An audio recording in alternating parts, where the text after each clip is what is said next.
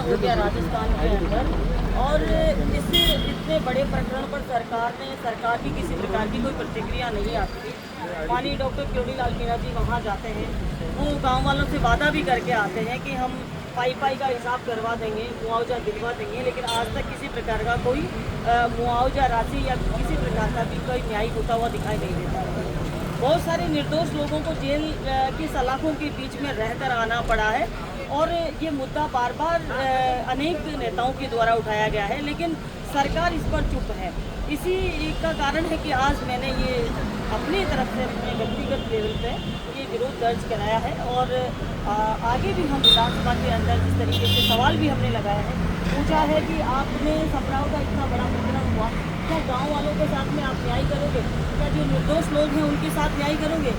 क्या जिन लोगों ने लोकतंत्र की हत्या की, जबरदस्ती वोट डलाने का काम किया, उनके खिलाफ कार्रवाई करोगे? यही हमारा मकसद है कि किस तरीके से राजस्थान की सरकार दोषियों को बचाने का और निर्दोष लोगों को सजा देने का काम कर रही है। कल जेल में आप जब गए तो क्या देखिए, जेल में मिलना इसलिए क्योंकि पिछली बार जब बहुत सारे लोग वहाँ बंद थे, जब भी मैं गई थी, और कल मैं इसलिए गई हूँ क्योंकि कई सारी चीज़ें ऐसी होती हैं जो कि व्यक्तिगत उनको पता होगी, हमें नहीं पता होगी, तो उनसे चर्चा करने के लिए, बात करने के लिए गई। मैंने पूछा कि आपको इतने दिन तक यहाँ बंद क्यों किया हुआ है, कि कौन कौन से प्रकरण तुम्हारे ऊपर दर्ज है?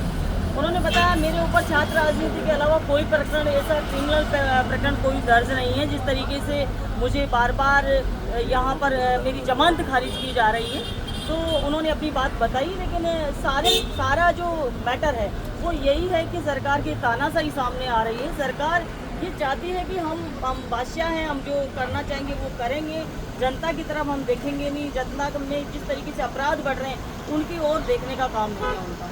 समरावता कांड को लेकर के इतना समय हो चुका है, लेकिन आज भी जो रिहाई है आज भी वो एक मुद्दा बनी हुई है कि कब तक आप करेंगे। आपको क्या लगता है कि इसके ऊपर कब तक कोई कार्रवाई हो पाएगी? ये सबसे बड़ी बात है कि जिस तरीके से समरावता प्रकरण हुआ, उस पर कार्रवाई, उस पर देखने का सरकार की जिम्मेदारी थी कि वहाँ क्या क्या हुआ है। पुलिस के द्वारा रात के टाइम पे हमला किया गया है।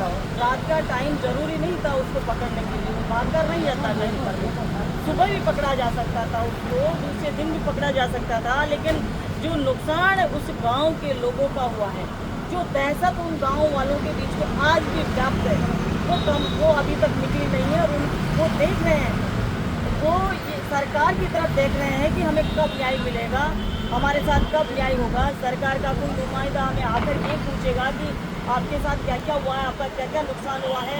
तो आज भी उस भयावह दृष्टि को देखकर रोने लगते हैं। तो उस चीज़ को देखने के लिए यहाँ से सरकार की तरफ से एक न तो शब्द बोला गया, न वहाँ कोई गया। जिस मुद्दे पर ये पूरा कांड हुआ, वो नियारा की जोड़ने की बात वो अभी तक हुआ कि नहीं हुआ, ये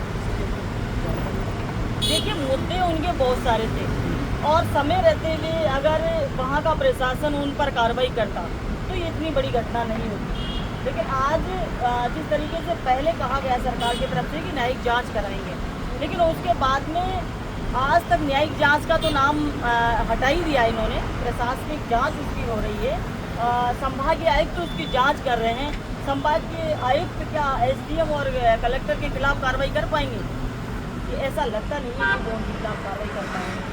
तो हम चाहते हैं कि न्याय हो, जनता के साथ में न्याय हो, निर्दोष लोगों के साथ में न्याय हो, और जो दोषी है उनके खिलाफ कार्रवाई हो। ये लोकतंत्र है, और लोकतंत्र को लोकतंत्र के हिसाब से काम करना चाहिए, न कि अपने पावर के हिसाब से या फिर अपनी तानाशाही के हिसाब से। जो ऊपर की जो सरकारें आदेश दे दें कि गलत करना है तो गलत कर दे, अधिकारियों के लिए चीज़ें सोचती हैं। इस विधानसभा सत्र में आपको क्या लग रहा है कि सरकार अपनी सिर्फ ताकत ही दिखा रही है, या वाकई में निर्दोषों के खिलाफ कोई निर्दोषों के लिए कुछ काम भी होने वाला है? देखिए, जिस तरीके से आज राज्यपाल जी का अभिभाषण हुआ, उसके अंदर ज़्यादा कुछ नहीं था।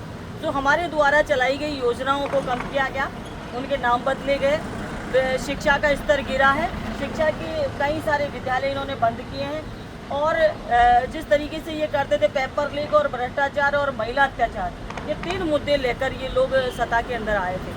लेकिन ये तीनों मुद्दों पर अभी भी फ्लॉप है, और कांग्रेस की सरकार में जितना अंकुश था उतना आज उससे 10% भी अंकुश नहीं है। पूरे खुले में प्रशासन काम कर रहा है। इनका न एमएलए की मानता है, कोई मंत्री की नहीं मानता है, यहाँ तक कि सीएम का भी किसी को डर और किसी को डिसिप्लिन नहीं है पूरे राजस्थान के अंदर। जिस प्रकार किरोड़ी लाल जी भी अभी बोल कर गए हैं कि बजरी का खनन हो रहा है, तो खनन के नाम पर भी ये पिछली सरकार को बदनाम करने का काम किया।